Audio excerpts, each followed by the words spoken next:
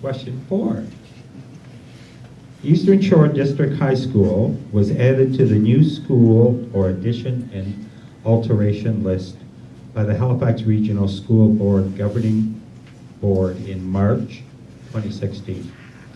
The province's capital plan was announced in January 2017, and it contains no mention of Eastern Shore District High. So there's a two-part question. One, do you believe Eastern Shore District High School needs to be replaced? And if yes, and with as much detail as possible, please explain what you will do as our MLA to address this issue. We'll start with Devin. We'll go to Randy, Kevin. We'll make sure we hit Andy this time, and Patricia. Thank you for the question. I have been at this school not as a student, but as a athlete. I've come here to play volleyball, badminton, soccer, you name it, I've been here.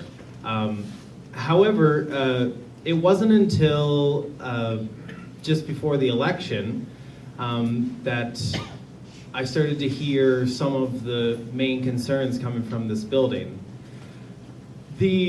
The biggest concern that I see right now is that we have a serious water issue that is costing taxpayers a ridiculous amount of money, and it's great to see that water was one of the top priorities in the Chamber's plan.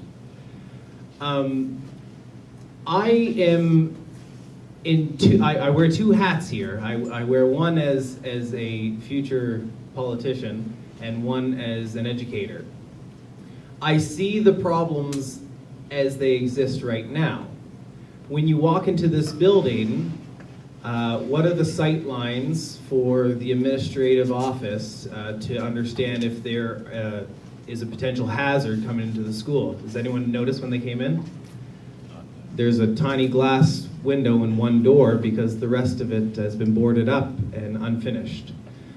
There were a number of renovations that were supposed to be completed and somehow the money ran out and they were not. There are significant upgrades that need to take place here if we want to offer a quality education for people here on the Eastern Shore. However, without water, it continues to be a serious issue. So, I look at the renovations that have been done at the Akerley campus in Dartmouth. Serious renovations that have upgraded the entire facility. I am not one way or another. I am the most logical way is the way to step forward. We know that there is a need for a facility in this community. This is not producing that. So one of the options has to be taken, and it has to be taken seriously. As the person who comes from an education background, I would be pushing for that to be resolved. I'm not the type of person to make phony promises. I will never be that person. So I have been on school planning teams, I have been on SAC committees, I've been on site selection committees. There's a lot that has to be considered and taken into account, and that is what we need to do, is look at all of our options.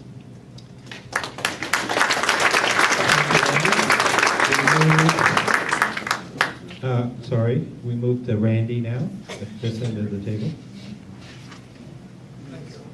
Questions seem to be getting harder and harder as we go along. If the school was to be replaced, I don't understand why we build schools that look like prisons. I'll never understand it. They're gray, old monstrosities that are so brooding. Who would ever want to go into them to begin with? I'm sure I wouldn't, and as a student, I'm sure I wouldn't. Even this room here is not nothing to write home about that I could see. I would have schools that had a lot of green area. I would have schools that had gardening. I would have schools like I had when I was a child that served nutritious meals at lunchtime.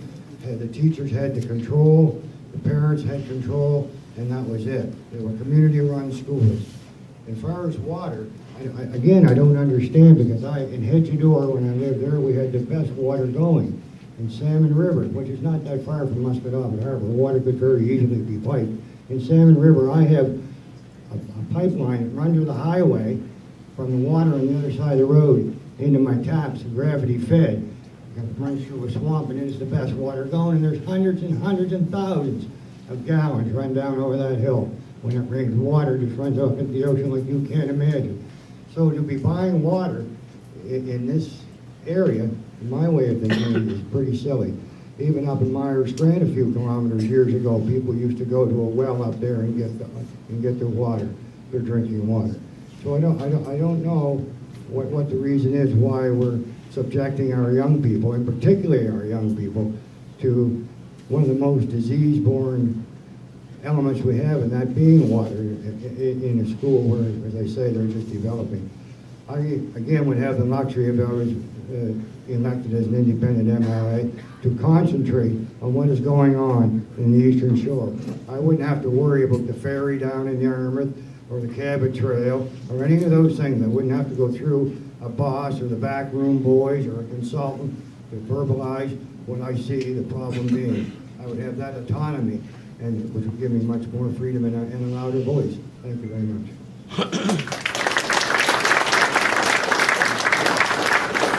Kevin?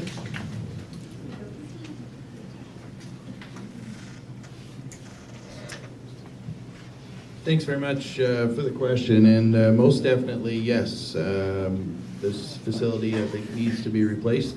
I'm a proud alumni of Eastern Shore District High School. The building is what it is. I think it looks the same pretty well now as it did when it was built in the mid-60s, throughout the 70s, 80s, 90s, and today. And for sure, it's the teachers, I believe, in any school that make the quality educational experience for those students. That was certainly the case when I was here, and I believe that continues to be the case. But there's no doubt about it, as we travel around to other communities throughout HRM and throughout the province, and we see the kind of education infrastructure they have, and we compare that to what we have here for our high school and junior high in Gatesbrook. We certainly can look to other examples even within our own community. I believe we're very lucky to have Oyster Pond Academy to service that area of our constituency. We're very lucky to have O'Connell Drive. We're very lucky to have Porters Lake Elementary. But there's no doubt about it, when we look at our education infrastructure, the two glaring things that scream to be upgraded and replaced are Gatesbrook Junior High School and Eastern Shore. So as MLA for the past 3 years and a bit, I heard loud and clear from the people of the Eastern Shore that this is a priority for them. I've heard from students and I've heard from staff at both facilities that it's a priority for them as well. So to that end, we began having the conversation around what would we need to do to replace this facility. And community group picked up that conversation, has been doing wonderful advocacy work with the school board, with the province to move those conversations ahead. And in fact, as it's noted in the slide there, the Halifax Regional School Board did in fact put Eastern Shore on the list for possible replacement many months ago. And in fact, just last month, the school board has agreed to put Gatesbrook on the list to be included in a replacement facility for Eastern Shore, should the province choose to do that. So now the ball is squarely in the province's court, and it will be my job, or whoever the new MLA's job is, to continue to advocate to get the province to allocate those capital dollars for that particular project. There's also another conversation going on with the French school board, the CSAP, with regards to École de Beaumarie in Porters Lake, which currently has from pre-primary, in fact, to grade 5, I believe. And that school is in fact growing and in need of a new facility as well. So there are conversations going on to explore what the possibilities would look like to include that facility in the replacement project. And I see the time's up, Mr. Speaker. So I will continue to advocate. Thank you, Kevin. Moving on to Andy. Thanks. There's more to education. There's more to instilling a lifelong love of learning in students than just the building. There's the teachers, the staff, the curriculum. But dang, you need a good environment to learn. You need something that's conducive. You want to be there. It's a second home for kids. Just like when you're working, you're spending a third of your life there. When kids spend a third of their life here. Whether it came down to replacement or renovation, I think you'd have to look to see which was more feasible. But I'm going to go with my gut to say that it's probably in need of replacement. I'm not too sure we'd actually be able to swing renovation so that it was a healthy place for our students to be. Thanks. And we'll wrap up this question with Patricia. Thank you. So I as well met with the Student Advisory Council here at Eastern Shore. I took a tour of the school.